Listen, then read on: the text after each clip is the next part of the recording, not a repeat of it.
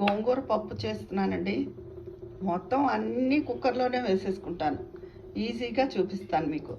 అయితే ఈ గోంగూర పప్పు ఇష్టపడని వాళ్ళు ఉన్నారు కదా, పుల్లగా కారంగా చాలా రుచిగా ఉంటుంది. అయితే ఫస్ట్ ఇలా ప్యాన్ పెట్టుకుని కొంచెం నూనె వేసుకున్నాను. ఆకు వేసేసుకున్నానండి ఫస్ట్. లేకపోతే ముందు పప్పు వేసి పైన ఆకు వేస్తే ఈ ఆకు ప్రెషర్ రావడానికి లోపల అంటుకుపోతుంది. అందుకని ముందు ఆకు వేస్తాను. తర్వాత అరగంట ముందు నానబెట్టుకున్న పప్పు, ఒక 4 పచ్చిమిరపకాయలు వేస్తానండి. వెల్లుల్లి రెబ్బలు కూడా వేసేసుకున్నాను. ఇప్పుడు కాసిన నీళ్లు పోసేసుకుంటాను. పప్పుల్లోకి పులుసుల్లోకి బాగుంటుందంటాను కదా, మెంతి కారం, ఆవాలు, మెంతులు, ఎండుమిర్చి, ఇంగువ మిక్సీ చేసుకున్నది. ఆ పొడి నిండా ఒక పెద్ద స్పూన్తో వేసేసుకున్నానండి. ఇప్పుడు మూత పెట్టేసుకుని కుక్కరు చిటికెడు పసుపు వేసి మూత పెట్టేసుకుని 3 విజిల్స్ వచ్చాక కట్టేసుకోవడమే.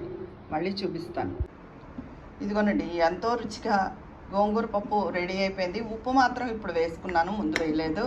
చక్కగా ఈ మెంతి కారం వేసుకుంటే చాలా రుచిగా ఉంటుందండి. వెల్లుల్లిపాయలు కూడా వేశాను. ఇంగు వాసనతో ఈ మెంతి కారం ఈ పప్పులో, గోంగూర పప్పులోకి చాలా బాగుంటుంది. ఆల్రెడీ తెలిస్తే సరే, తెలియని వాళ్ళు ఎవరైనా ఉంటే ఇలా కుక్కర్లో పెట్టేసుకుని 5 నిమిషాల్లో రెడీ చేసేసుకోవచ్చు ఈ గోంగూర పప్పుని. ఇది ఈరోజు బెండకాయ ఫ్రై, చారు మరుగుతుంది. గోంగూర పప్పు ఇదండి నా వంట.